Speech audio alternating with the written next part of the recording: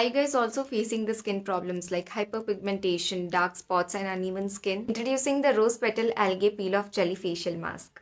It comes in pack of 2. Pack 1 has gel, pack 2 has powder. So all you need to do is take a clean bowl, mix the pack of powder with the gel, mix it very well without any lumps. Then apply it on your clean face. Eyes and lips can also be covered. Algae contains vitamins and minerals that improves the visible signs of aging.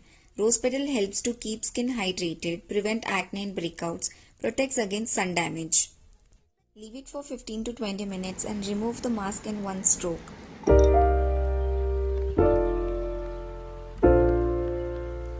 my god, I'm shocked with the results. My skin feels so soft. You guys have to try this jelly facial mask and experience the magic.